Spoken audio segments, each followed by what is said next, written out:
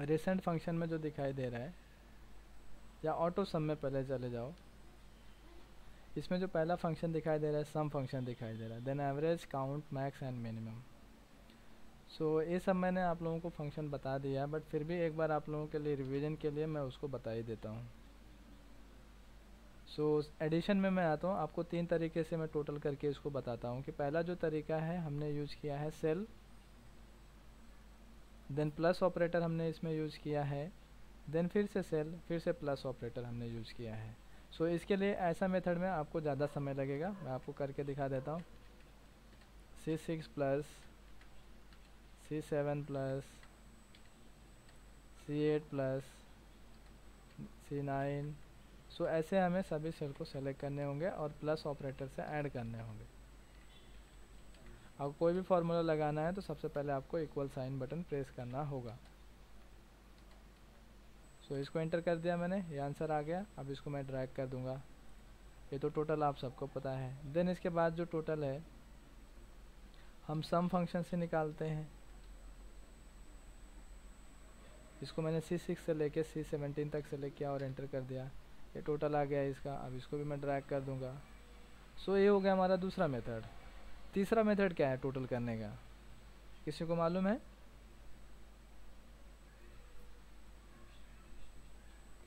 तीसरा मेथड किसी को मालूम है क्या कि टोटल अगर हमें करना होगा तो कैसे करेंगे? मैंने एक ऑपरेटर प्लस वाला ऑपरेटर बताया, दूसरा जो है मैंने आपको बताया सम फंक्शन से, और तीसरा जो ऑपरेटर है हम शॉर्टकट से सीखेंगे, ठीक है? ऑल्ट इज इक्वल टू, हाँ, alt equal to button press कर देंगे, ये आपका टोटल आ जाएगा, जो कि मैंने देखो नीचे लिखा भी है तीसरा मेथड। सो ये रहा हमारा टोटल। अब हम आगे बढ़ते सब्सट्रैक्शन में। तो सब्सट्रैक्शन निकालने के लिए हमारे पास 2 सेल ज़्यादातर हम यूज़ करके लेते हैं। सो मैंने इसमें बजट और एक्चुअल बनाया है। सो इसमें से बजट में से मैं माइनस कर दूंगा, एक्चुअल को एंटर कर दिया। सो मैं फार्मूला आपको दिखा देता हूँ, B3 माइनस C3। अब इसको मैं ड्रैग कर दूंगा, ये हो गया मेरा वेरिएंस या डिफरेंसेस भी बोल सकते हो इसको। सो इसका फंक्शन मैंने इधर लिख दिया है। सो मल्टीप्लाई करने के लिए हमें जाना है, सो क्वांटिटी इनटू रेट, इसको एंटर कर दिया और इसको ड्रैग कर दिया, से इसका आंसर आ गया। अब अगर हमें टोटल निकालना है सो हम फिर से वही फंक्शन अप्लाई करेंगे, या तीसरा मेथड यूज कर सकते हैं, ऑल्ट इक्वल टू एंटर कर देंगे, ये टोटल हो गया। मल्टीप्लाई और भी आप एक तरीके से कर सकते हो, ठीक है? और वो तरीका क्या है दूसरा, किसको किसको मालूम है? मैंने मल्टीप्लाई तो एक तो सेल इनटू सेल कर दिया, दूसरा मेथड क्या है देखो मैंने इधर लिखा है अमाउंट निकालने के लिए। एक्सेल में वो कौन सा फंक्शन है जो मल्टीप्लाई करके देता है, किसको किसको मालूम है? ऑलरेडी हमने ये सब सीखा है।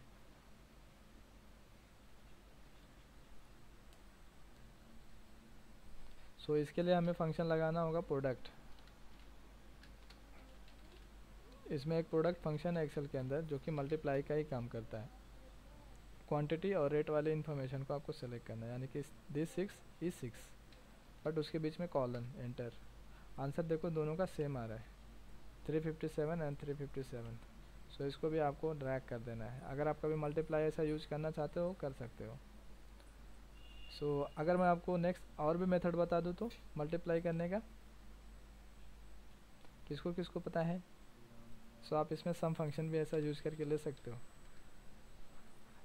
This cell into this cell. बहुत से लोगों को मैंने देखा है ऐसा भी लगाते हैं, और अगर ऐसा लगा रहे हो ना तो सम लिखने की ज़रूरत नहीं है, एंटर, आंसर वही आएगा हमारा। सो सबका अपना अपना अलग अलग तरीका है टोटल करने का, या मल्टीप्लाई करने का, या सब्सट्रैक्ट करने का। सो ये आप लोगों को आई थिंक समझ में आ गया। मल्टीप्लाई डिवाइड चलते हैं अभी। सो मेरे पास कुछ अमाउंट है और उसको डिस्ट्रीब्यूट करना है, जो कि मैंने इसमें rupees divide by number of people enter किया, देन इसके बाद इसको ड्रैग कर दिया। सो मैंने इधर देखो फंक्शन भी आप लोगों को लिख के दिया है, डिवीज़न। नेक्स्ट आता है हमारा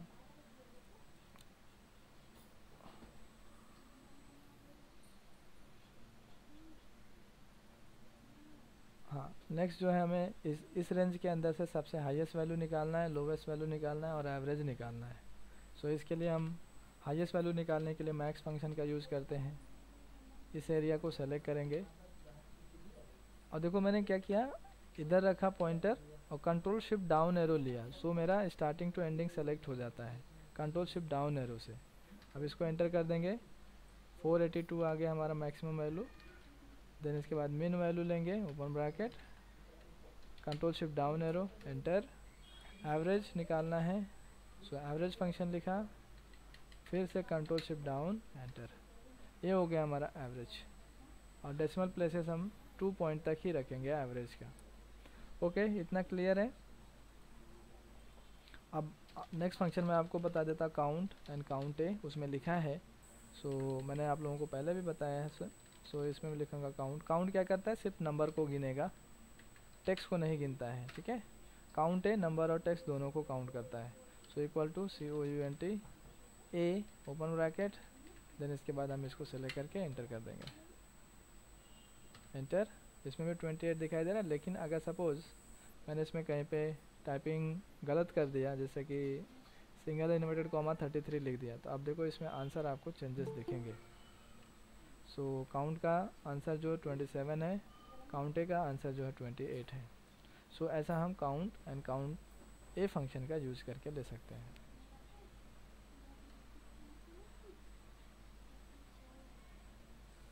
सो ये हो गया हमारा काउंट ए और काउंट फंक्शन। सो अब हम आते हैं फंक्शन में।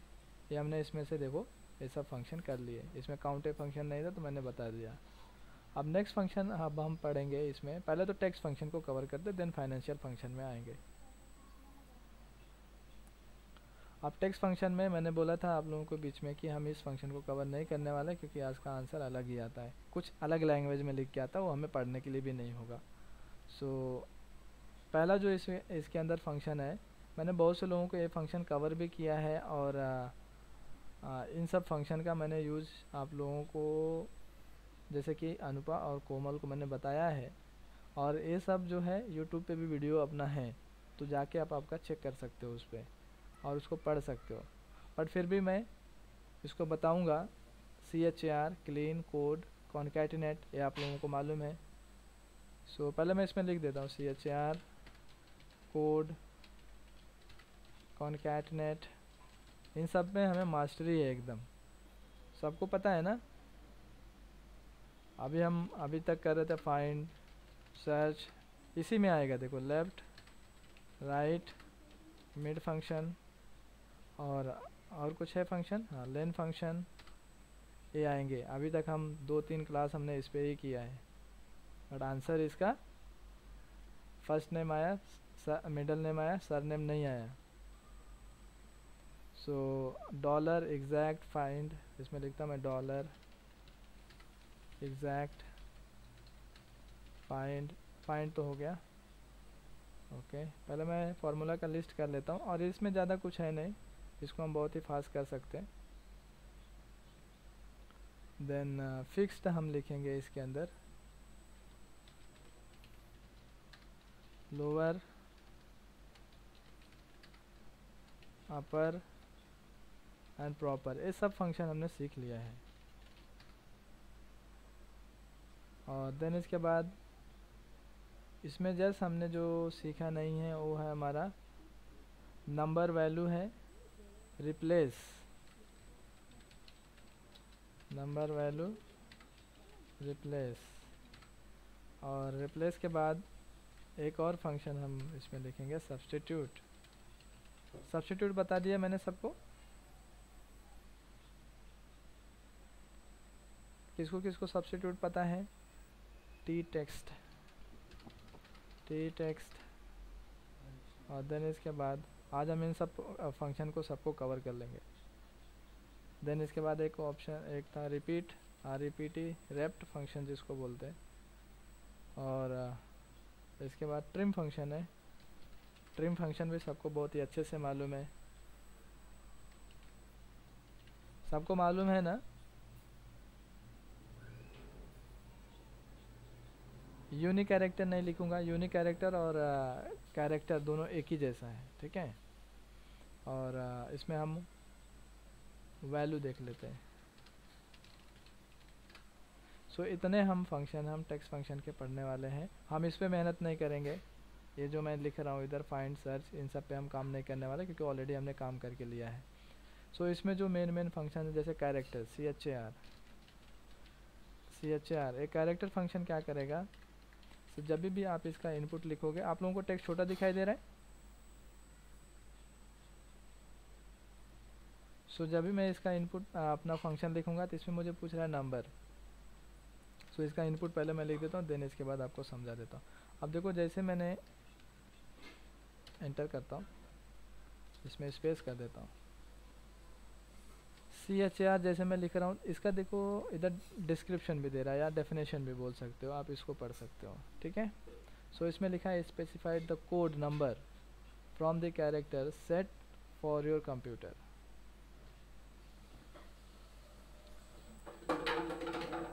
इसका मतलब है कि मैं आपको दिखाता हूँ, इसमें अगर मेरे पास कुछ नंबर है ऐसा, अगर इस नंबर को मैं कुछ टेक्स्ट में कन्वर्ट करना चाहता हूँ, सो अगर मैं 1 लिखता हूँ तो क्या आएगा आंसर इसका। सो मैं ऐसा ले लेता हूँ। अब इसमें मैं देखता हूँ char ओपन ब्रैकेट एंटर। अब देखो जब भी कोड में कन्वर्ट होगा सो कुछ आपको ऐसा आंसर देगा वो। अब ये कौन सा डेटा है वो मुझे नहीं पता, बट कुछ आपको ऐसा करके देगा आंसर। सो हमारा सेम टू सेम जो चल रहा है वो इधर तक चल रहा है। और देन इसके बाद हमारे पास इधर क्वेश्चन मार्क्स आ रहा है ब्रैकेट में, बट इसमें आपको 10 और 9 में कुछ नहीं दिखाई दे रहा है। फिर अगर आप नीचे की तरफ आओ, देखो 33 से हमारे स्पेशल कैरेक्टर स्टार्ट हो जाते हैं। ये ज़्यादातर C++ वालों के लिए ज़रूरी है। अब देखो इसमें 65 से हमारा ABCD आना स्टार्ट हो गया, बट इसका यूज़ कहाँ पे है। इसका ज़्यादातर जो मैं यूज़ करके लेता हूँ वो यूज़ करके लेता हूँ मैं 10, मैं ज़्यादातर यूज़ करके लेता हूँ। मैं आपको बताता भी हूँ, जैसे कि मैंने एक एड्रेस लिखा जैसा फ्लैट नंबर, मैं आपको अब इसका एग्जैक्टली यूज़ करके बता रहा हूँ, ठीक है। फ्लैट नंबर लिख दिया और मैंने लिख दिया इसमें रूम नंबर,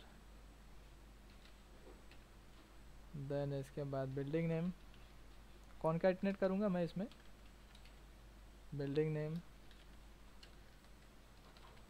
सेक्टर,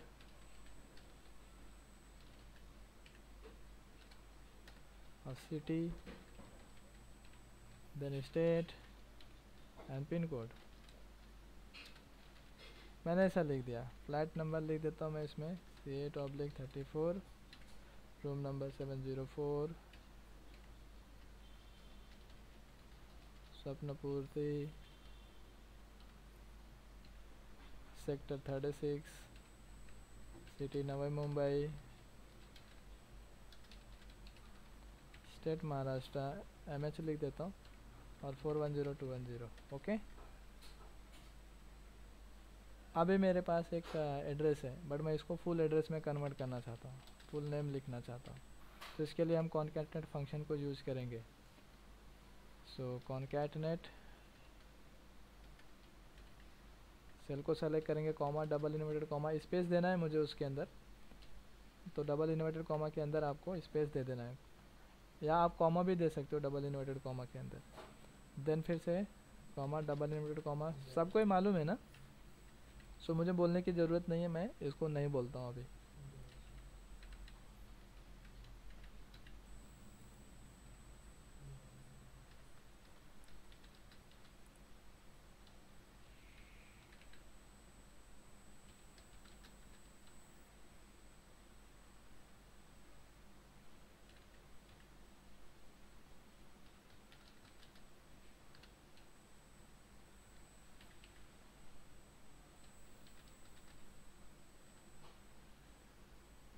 अब लास्ट में आता है हमारा पिन कोड। ब्रैकेट क्लोज करेंगे, एंटर कर देंगे, तो ये हमारा पूरा एड्रेस एक साथ ज्वाइन हो गया, लेकिन हमें कॉमा करके लिखना चाहिए। सो जहाँ जहाँ पे मैंने स्पेस दिया है उसके बीच में मैं कॉमा करूँगा, स्पेस के जगह पे।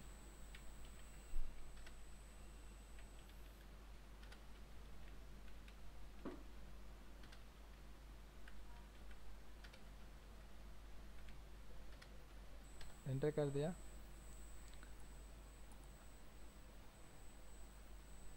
इसमें मैं सेक्टर लिख देता हूँ। सो प्रॉपर तब दिखेगा, एंटर। सो ये हमारे पास डेटा ऐसा आ गया, इसका फुल एड्रेस आ गया, फुल नेम नहीं, फुल एड्रेस। बट अब मैं अगर आपको बोल दूँ कि मुझे जो ये डेटा मेरे पास जो आ रहा है ना, इसको क्या करो आप, ब्रेक कर दो लाइन को, ठीक है।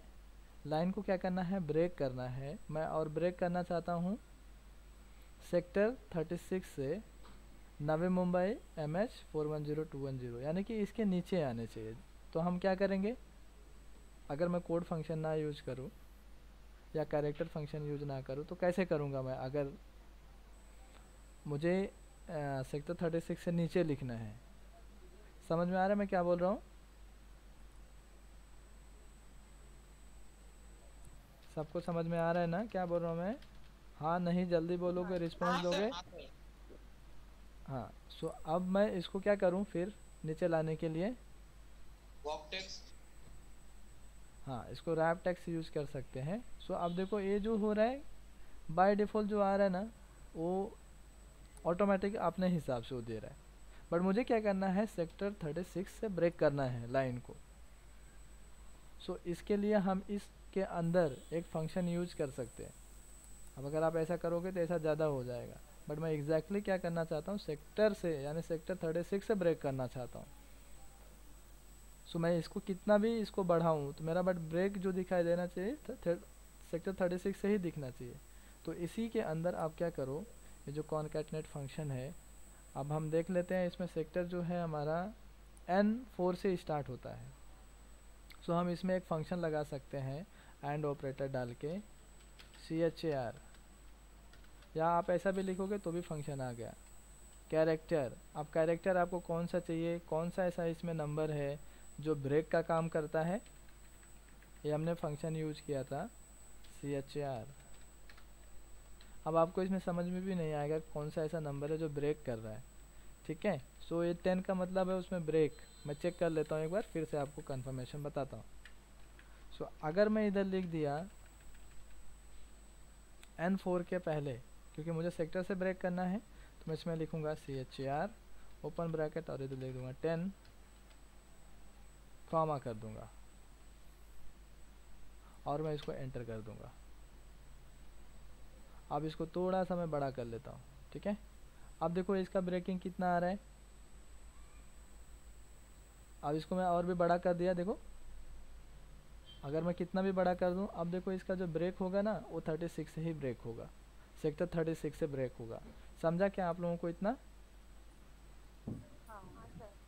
सो इस कॉनकैटनेट के अंदर भी देखो हमने CHAR फंक्शन यूज़ कर लिया, तो मैं ज़्यादातर इसमें ऐसा ही यूज़ करता हूँ कैरेक्टर फंक्शन का।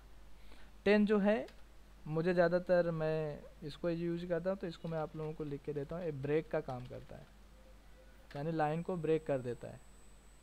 आप ऐसा भी जनरली कर सकते हो टाइपिंग करते करते, जैसे कि मैंने अनिल लिखा, अब मुझे ब्रेक करना तो मैं अल्ट इंटर बटन प्रेस कर सकता हूँ, ऐसा भी लिख सकते हो। अब अगर मैं इस कॉलम की साइज छोटा बड़ा करूँ तो भी मेरा डेटा वैसे ही दिखेगा। ओके, क्लियर ना सबको, कुछ डाउट नहीं? सो अब हम बढ़ते हैं आगे। सो हम ऐसा कैरेक्टर फंक्शन का यूज़ करके ले सकते हैं, और ज़्यादातर ये CNC++ वाले यूज़ करते हैं, क्योंकि उनका जो भी कैलकुलेशन होता है, जैसे अगर OS लिखना चाहेगा तो उसका जो कन्वर्जन वो करेगा बाइनरी नंबर में 83 को कन्वर्जन करेगा, डेसिमल प्लेसेस में निकालेगा, वो मुझे पता नहीं है बट जनरली ऐसा करते हैं। देन इसके बाद अगला जो फंक्शन है इसमें कोड है, कहने का मतलब अब अगर मेरे पास एक कैरेक्टर है, मैं इसको नंबर में चेंजेस करना चाहता हूँ तो मैं कोड फंक्शन यूज़ कर लूँगा, CODE कोड। टेक्स्ट को सेलेक्ट करूँगा, इंटर, ये देगा आंसर मुझे 1। तो आई थिंक ये आपको क्लियर है, ठीक है। अगर मेरे पास ऐसा कुछ नंबर्स आ रहा है तो या ऐसा टेक्स्ट दिखाई दे रहा है, उसको नंबर में कन्वर्ट कर सकता हूँ मैं। सो हमने देख लिया इसमें character, code and concatenate. Then इसके बाद आएगा डॉलर। डॉलर का मतलब है अगर आपके पास कुछ नंबर्स है, आप उसको डॉलर साइन यानी कि डॉलर रुपीज़ में कन्वर्ट करना चाहते हो तो आप उसको यूज़ कर सकते हो डॉलर। सो मैं आपको एक में करके दिखा देता हूँ। जैसे मैंने 100 रुपीज़ लिखा, 100 लिखा, अब इसको डॉलर में कन्वर्ट करना है तो मैं डॉलर फंक्शन लिखूँगा। बट ये सब जितने भी फंक्शन है सब टेक्स्ट के फंक्शन है और वो टेक्स्ट में कन्वर्ट करेंगे। डॉलर लिख दिया, इसको सेलेक्ट किया, नंबर ऑफ डेसिमल प्लेसेस आप बताना है बता सकते हो, बट एक्चुअली ये बिग ब्रैकेट के अंदर है, आप नहीं लिखोगे तो भी वर्क करेगा। एंटर। हाँ डॉलर लिखा तो इसमें रुपीज़ का साइन क्यों आ गया?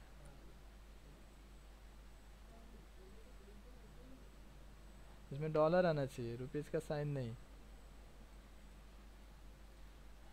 इसका जो फॉर्मेट रहेगा वो हमारा चेंजेस रहेगा, इधर से आप जाके चेक कर लेना। ये जनरल फॉर्मेट में है, और इसका जो फॉर्मेट है इसमें हम, हाँ इसमें देखो अकाउंटिंग फॉर्मेट में इसमें रुपीज़ दिया है तो इसके लिए वो डायरेक्ट दे रहा है, बट मुझे इसको डॉलर में कन्वर्ट करना होगा क्योंकि मैंने डॉलर लिखा है। सो इसमें से आप डॉलर को सेलेक्ट करोगे, या इधर ना आके आप सीधा सीधा इधर से ही कर दो। हाँ इसके अंदर क्लिक करो, इसमें भी देखो आपको इधर डॉलर मिल जाएगा वैसे, बट ये रुपीज़ क्यों दे रहा है? एक्चुअली पहले मैं फंक्शन लगाता था तो डॉलर में कन्वर्ट करके देता था, डॉलर एंटर, ये रुपीज़ में कन्वर्ट करके दे रहा है। बट ये जो भी आंसर आ रहा है चलो ठीक है, ओके रुपीज़ में आ रहा है, आज मैंने पहली बार इसको देखा। सो अगर ये रुपीज़ में आ रहा है तो चलो ठीक है, कुछ प्रॉब्लम नहीं है। लेकिन ये जो है आप इसको कैलकुलेशन करने की कोशिश करोगे ना, ये टोटल नहीं होगा, एक बात ध्यान में रखना है। आपको दिखेगा बराबर लेकिन आप इसको टोटल नहीं कर पाओगे। इक्वल टू सम फंक्शन लगाया और इंटर कर दिया, देखो इसका आंसर क्या आ रहा है हमारा, आंसर जो कैलकुलेट कर रहा है डॉलर में कैलकुलेट कर रहा है, बट एक्चुअली डॉलर नहीं, आप डॉलर में चेंज कर देना है इसको, नहीं तो इधर हमने लिखा रुपीज़ में, कैलकुलेशन डॉलर में हो रहा है, सो आपको कन्फ्यूजन आएगा। इसको हमको इसके अंदर जाके चेंजेस करना पड़ेगा। करेंसी इंग्लिश डॉलर, हाँ अब देखो ये चेंज क्यों नहीं हो रहा है, क्योंकि ये टेक्स्ट में कन्वर्ट है तो इसको ये समझ में नहीं आ रहा है एक्सेल को कि ये जो है आपका नंबर है, क्योंकि ये जो चलेगा फॉर्मेट जो चलता है वो नंबर पे चलता है बराबर। ये सब करेंसी ये सब जो भी चलेंगे ये सब नंबर पे चलते हैं। मैं आपको ये भी दिखा देता हूँ मैं क्या बोलता हूँ। इसको सेलेक्ट किया और इसमें गया और इसको डॉलर कन्वर्ट किया, देखो डॉलर में भी आ गया, बट ये टेक्स्ट है, ये टेक्स्ट है, इसके लिए आपका ना तो कैलकुलेशन हो रहा है ना ही आपका ये फॉर्मेट चेंजेस हो रहा है। ठीक है, तो अगर आप उसको चेंजेस करना चाहते हो तो इसी के अंदर आप एक फंक्शन लगा देना, वैल्यू फंक्शन। देखो लास्ट में मैंने लिखा है इसी के अंदर वैल्यू, एंटर। अब देखो ये डॉलर में आपको दिख रहा है, अब इसका कैलकुलेशन भी होगा, समझ में आया? देखो ये है, ये फंक्शन को मैंने उसके अंदर यूज़ किया तो मेरा डॉलर अब दिखा रहा है और उसका इधर नीचे कैलकुलेशन भी दिख रहा है। सबको क्लियर इतना?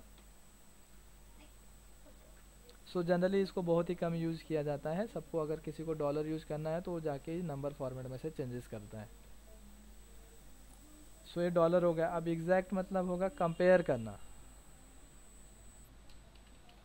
एग्जैक्ट फंक्शन का मीनिंग है कंपेयर करना।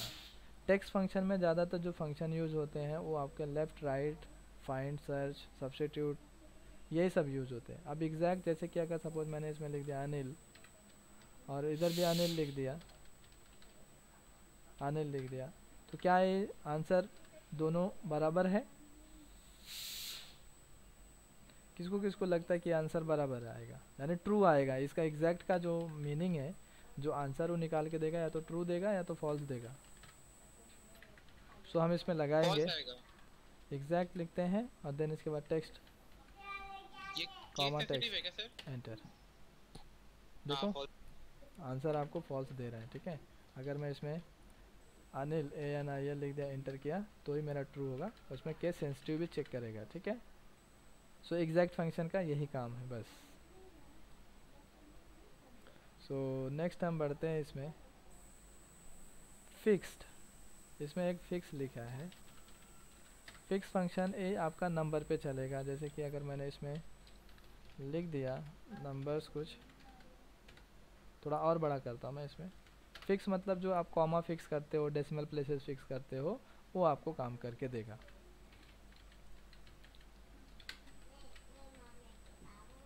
सो इसके लिए मैं लिखूँगा FIXED, सेल सेलेक्ट किया, कॉमा। अब नंबर ऑफ डेसिमल प्लेसेस आपको कहाँ पे देना है, कितना डिजिट पे देना है।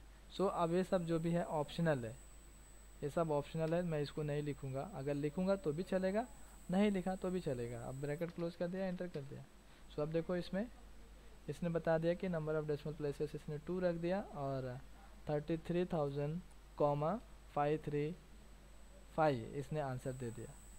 बट ये आपका जो भी है टेक्स्ट में है, आप इसको टोटल करोगे तो नहीं चलेगा, क्योंकि टेक्स्ट कभी भी टोटल नहीं होता है। एंटर, देखो इसका आंसर 0 आ रहा है। सो ऐसे सिचुएशन में आपको फिर से वैल्यू इसमें लगा के उसको नंबर फॉर्मेट में कन्वर्ट करना पड़ेगा। Bracket close, enter. But exactly फिर से वही आंसर हो जाएगा इसका जो पहले था। आप जस्ट अगर शो कराना चाहते हो, टोटल नहीं करना चाहते हो, तो आप टेक्स्ट फंक्शन का कोई भी फंक्शन यूज़ कर सकते हो। सो हमें ऐसा नहीं चाहिए, बट मैं आपको इसमें ऐसे ही शो करा देता हूँ। फिक्स फंक्शन है हमारा, ये हमारे पास नंबर्स था। अब आगे का जो फंक्शन है इसके अंदर अपर लोअर प्रॉपर है, हमने देख ही लिया है। सो मैं आता हूँ मेन जो है रिप्लेस एंड सब्स्टिट्यूट फंक्शन पे आता हूँ।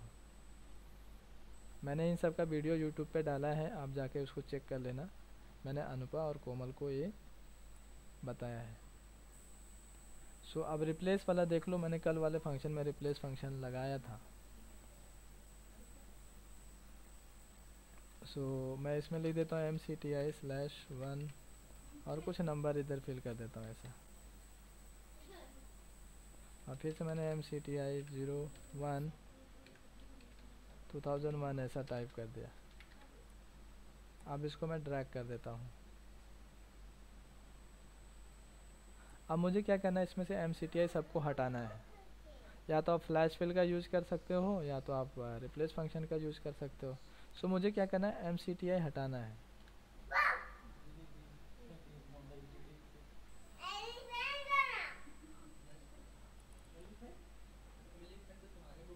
पीछे से बैकग्राउंड आवाज आएगा तो आप लोग समझ जाना। अभी कृष्णा सो के उठ गए हैं। सो ओके, सो अब हम इसमें से mcti को रिप्लेस करना चाहते हैं, हटाना चाहते हैं, या हटा भी सकते हो, उसकी जगह पे कुछ नया वर्ड रखना चाहते हो आप नया वर्ड भी रख सकते हो। रिप्लेस मतलब इसके लिए होता है। सो अब मुझे mcti सबको हटाना है, मुझे रखना है 01 डैश, या मैं इसमें से आगे वाला जो डैश है उसको भी हटा देता हूँ। सो इसके लिए आपको रिप्लेस फंक्शन लिखना है, लेकिन आपको ये भी ध्यान देना है, अगर सपोज़ मुझे स्पेस के पहले वाला डेटा हटाना है, अब इसमें कुछ और भी टाइप कर देता हूँ, जैसे कि ये और भी बड़ा कर दिया। सो पहले वाले डैश के यानी जो पहला डैश है उसके पहले वाला डेटा को मैं हटाना चाहता हूँ।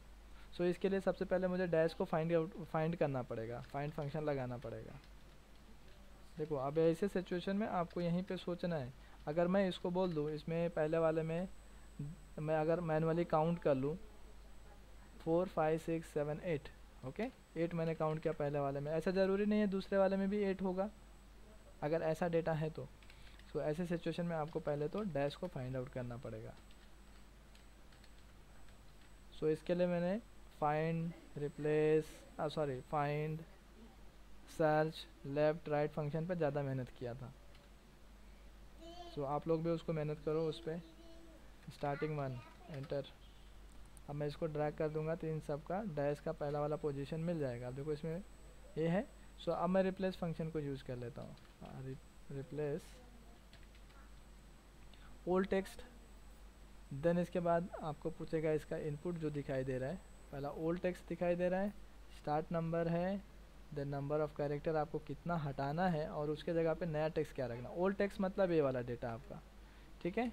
सो हम इसको सेलेक्ट करेंगे, कॉमा, स्टार्ट नंबर हमारा 1 होगा, कॉमा, नंबर ऑफ कैरेक्टर आपको कितना हटाना है पहला वाले डैश से, पहला वाला डैश जो आया हमारा, रुक जाओ थोड़ा इसको बड़ा कर देता हूँ, 9 कैरेक्टर मुझे उसमें से हटाना है। सो मैं रिप्लेस फंक्शन लिखता हूँ,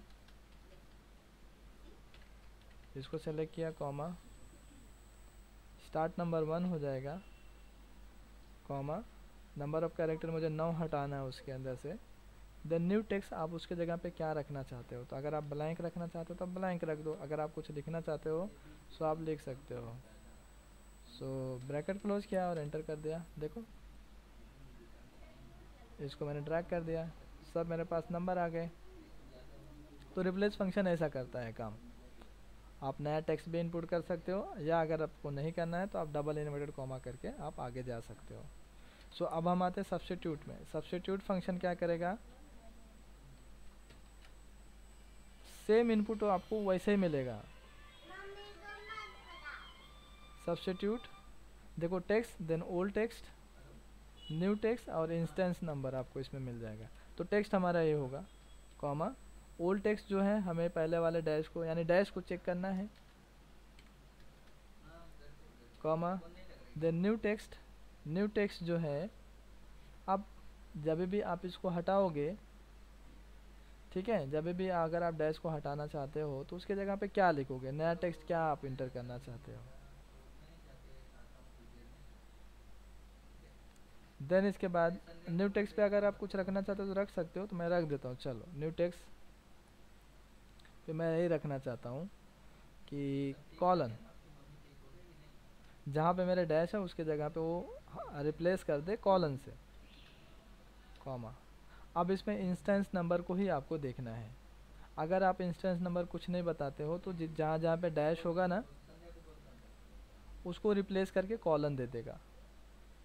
बट अगर आप पोजीशन जैसे सिर्फ फर्स्ट वाले को सिर्फ चेंजेस करना चाहते हो तो इंस्टेंस नंबर आपको 1 बताना पड़ेगा, यानी जितना इसमें डैश होगा उसके मुताबिक आपको चलना है। अगर आपने इसमें कुछ भी नहीं बताया, जैसे अभी ये आपका बिग ब्रैकेट के अंदर है, अगर मैं इसमें कॉमा के बाद ब्रैकेट क्लोज करके एंटर कर दूं तो जितना भी मेरे पास डैश होगा इसके अंदर से सब वो रिप्लेस हो जाएगा।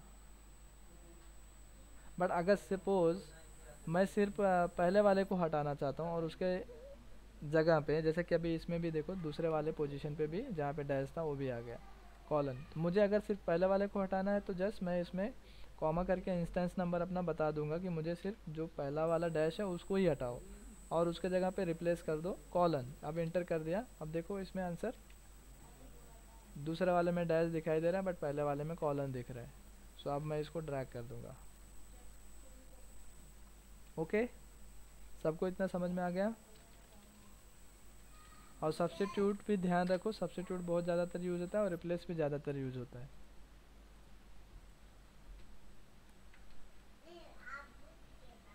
और ये हो गया हमारा रिप्लेस फंक्शन और सब्स्टिट्यूट फंक्शन। अब नेक्स्ट इसी में एक और फंक्शन है, मैं आपको बता देता हूँ, टी फंक्शन।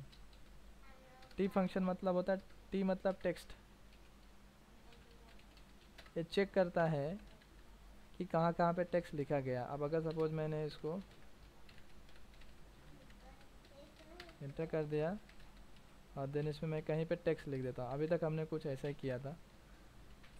और देन इसके बाद मैंने इसमें से एरर जो है इसको इग्नोर कर दूंगा मैं, इग्नोर एरर। अब बाद में इसका मैं पोजीशन चेंज कर देता हूँ, इसको सेलेक्ट किया, इसका पोजीशन मैंने दे दिया राइट। अब मैं इसमें जानना चाहता हूँ कि कहाँ पे इस पर टेक्स्ट लिखा गया है। सो मैं टी फंक्शन लगा के इसका आंसर निकाल सकता हूँ, टी। अब इसको सेलेक्ट किया, वैल्यू पूछता है, इसका इनपुट जो आता है वैल्यू आता है।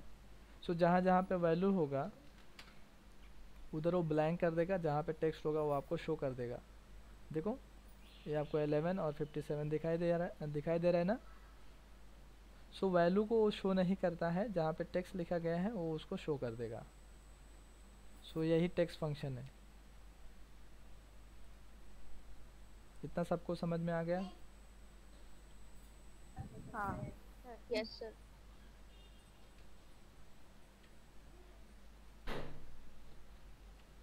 सो टी फंक्शन हो गया। टेक्स्ट फंक्शन तो हमने बहुत बार पढ़ा है।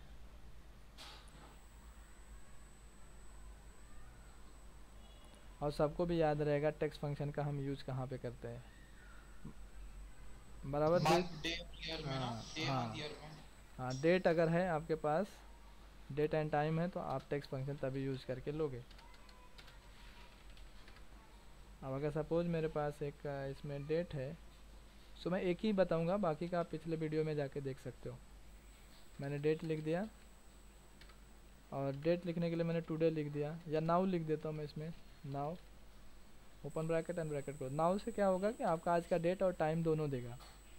टुडे फंक्शन सिर्फ आपका डेट देता है, एंटर।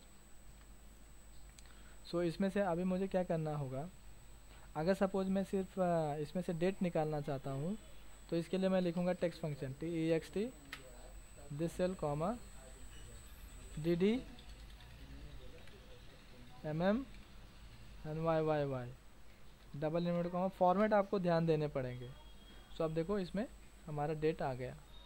ऐसे अगर मुझे टाइम निकालना है तो मैं text ओपन ब्रैकेट डेट को सेलेक्ट करूँगा, डबल इनवर्टेड कॉमा आवर्स यानी HH minute and second SS enter. So ये देखो आपका टाइम निकल गया। ये हमारा टाइम है और देन इसके बाद ये हमारा डेट है। मंथ निकालना चाहते हो तो मंथ भी निकाल सकते हो। So text function this cell comma MMM full form लिख देता हूँ मैं, इंटर। सो ऐसा आप निकाल के ले सकते हो। ओके, टेक्स्ट फंक्शन सबको समझ में आ गया? हाँ सर।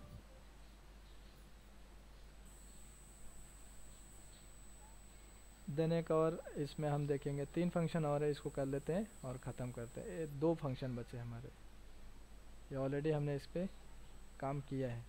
सो रिपीट फंक्शन, रेप्ट मतलब REPT मतलब रिपीट। अगर आप किसी भी टेक्स्ट को रिपीट करना चाहते हो, जैसे मैंने इसमें लिख दिया A, अब मैं इसको 50 टाइम रिपीट करना चाहता हूँ तो इसके लिए मैं लिखूँगा REPT। देन इसके बाद मैं ये टेक्स्ट को सेलेक्ट करूँगा जिस टेक्स्ट को मुझे रिपीट करना है और नंबर ऑफ टाइम कितना रिपीट करना है। देखो इसमें A आ गया आपका। ओके, अब देखो इसमें मैं आपको थोड़ा सा एक और भी बताना चाहूँगा। बार कोड अगर आपने देखा रहेगा ना कुछ, सो कुछ ऐसा ही आएगा। मैं इसको 50, जैसा कि किसी गुड्स का जो वैल्यू है 50 रुपीज़ है, मैं इस स्ट्रिप्स को या ये जो हमारा एक कौन सा साइन बोलते हैं, एक्सक्लेमेशन साइन, ये जो लाइन दिखाई दे रहे हैं, चलो छोड़ो, एक्सक्लेमेशन साइन ये नहीं है, इसका नाम कुछ अलग रहेगा। सो इसके लिए स्टैंडिंग लाइन। हाँ ओके, स्टैंडिंग लाइन बोलते चलो। सो मैं लिखता, मैं रेप्ट फंक्शन लिखता हूँ और इस लाइन को सेलेक्ट करता हूँ और इसमें मैं रिपीट करना चाहता हूँ 50 टाइम। सो देखो इसमें ये रिपीट होके आ गया। सो ऐसा आप ग्राफ भी यूज़ कर सकते हो। ग्राफ के लिए आप ऐसा कुछ बना सकते हो ये लाइन दे के। हाँ, एक किसी ने मुझे पूछा था ऐसा कि उसके पास जो डेटा था ना 1 से लेके 5 के बीच में था। सो उनको ऐसा चाहिए था कि जहाँ पे 1 है ना उधर एक ही बार स्माइल आना चाहिए, स्माइली फेस आना चाहिए। जहाँ पे 2 लिखा है उसमें 2 स्माइली फेस आना चाहिए। मुझे ऐसा किसी ने पूछा था क्वेश्चन। सो स्माइली फेस कैसे लेके आना है इसमें। सो अब हम इसमें इंसर्ट के अंदर सबसे पहले जाएंगे, ठीक है। इंसर्ट में जाएंगे और इंसर्ट में जाने के बाद आपको जाना है सिंबल में जाना है और देखो इसमें स्माइली फेस ये है, इसको मैंने सेलेक्ट किया और इसको इंसर्ट कर दिया, ओके कर दिया। सो अब अगर सपोज मैं इसको जानना चाहूँ, एंटर। सो स्माइली फेस का एग्जैक्टली ये तो कोड में है, ठीक है। उसको मैं क्या सॉरी ये जो है आपका, हाँ ये आपका कैरेक्टर में है, कैरेक्टर भी नहीं बोल सकते, चलो स्माइली फेस ही बोलते हैं इसको। सो स्माइली फेस है। अगर सपोज मुझे एक्सेल में, और ये जो है आपका विंगडिंग करके एक फॉन्ट होता है एक्सेल के अंदर, विंगडिंग या वर्ड भी यूज करोगे तो भी मिलेगा, विंगडिंग। अगर स्माइली फेस है ना तो उसका कैरेक्टर होगा J। सो मुझे इसमें स्माइली फेस, इसके अंदर 2 आना चाहिए, इसके अंदर ये भी 2 आएगा, इसमें 1 आएगा, इसमें 5 आएगा, इसमें 5 आएगा। सो आपको क्या करना होगा, सिंबल में जाके पहले स्माइली फेस देखना पड़ेगा, ठीक है। सो स्माइली फेस लाने के बाद आपको जस्ट इक्वल करना है, इसको सेलेक्ट करके एंटर कर देना है, तो देखो आपको एक कैरेक्टर मिल जाएगा उसका, ये अल्फ़ाबेट में मिल जाएगा। सो इसके लिए हम क्या करेंगे, अब इसमें लिखेंगे रिपीट डबल इन्वर्टेड कॉमा, इसमें हम दे देंगे J। Comma then number, repeating number आपको कितना चाहिए। अब मैं इसको सेलेक्ट करके एंटर कर दिया। सो अब देखो ये जे जे आ रहा है, बट जे जे मुझे नहीं चाहिए, मुझे चाहिए क्या, स्माइली फेस चाहिए। तो इसका जो फॉन्ट है ना, इसका जो फॉन्ट आपको दिखेगा ए विंगडिंग करके फॉन्ट दिखेगा, ठीक है। सो आप इसको सेलेक्ट कर लो। पहले तो मैं फॉन्ट को कॉपी कर लेता हूँ, इसको सेलेक्ट करूँगा और इसमें जाके मैं विंगडिंग लिख दूँगा। अब देखो मैंने इसको सेलेक्ट किया, ये एरिया सेलेक्ट किया मैंने, और इसमें जाके विंगडिंग फॉन्ट को चेंज करके अब इंटर कर दूंगा। देखो इंटर कर दिया। सो अब ये स्माइली फेस में आपका कन्वर्ट हो गया। ओके, सबको समझ में ये आया। खाली स्माइली फेस के लिए कि और भी कुछ कर सकते हैं इसके और साथ? और भी कर सकते हो, जो भी आपको इसमें से चाहिए सिंबल आप इसमें से उठा सकते हो, ठीक है। विंगडिंग इसमें से आप कोई भी उठा सकते हो। एरो चाहिए तो एरो ले लो, एरोप्लेन चाहिए तो एरोप्लेन ले लो, इसी में कहीं पे रहेगा एक्सपोर्ट में एरोप्लेन। इमोजी खेलने का, एक्सेल हाँ में। हाँ, जो भी कुछ है आप इसमें डाल सकते हो, ठीक है। सो रिपीट फंक्शन का हम ऐसा यूज़ करते हैं। लास्ट में आता है हमारा ट्रिम फंक्शन। ट्रिम फंक्शन सबको पता है, मैंने अनिल लिख दिया, स्पेस कर दिया बहुत सारा, इसमें भारद्वाज लिख दिया। मुझे इसके बीच की जो अननेसेसरी स्पेस है उसको हटाना है, तो ट्रिम फंक्शन और एंटर कर देंगे। सो हमारा अननेसेसरी स्पेस जो होगा हटा देगा। सो ये रहा हमारा टेक्स्ट फंक्शन, आज के क्लास में हुआ फिनिश। ओके, सो आज के क्लास हम इधर ही वाइंड अप करेंगे। इतना हमने सीख लिया है, बट ये सब जो फंक्शन जितने भी हैं, एक मैंने इसमें नहीं बताया, वो अगले क्लास में बताऊंगा। और ओके सर। और कभी कभी ये सब फंक्शन जो होते हैं कंबाइन होते हैं, सो आपको ये भी ध्यान देने पड़ेंगे।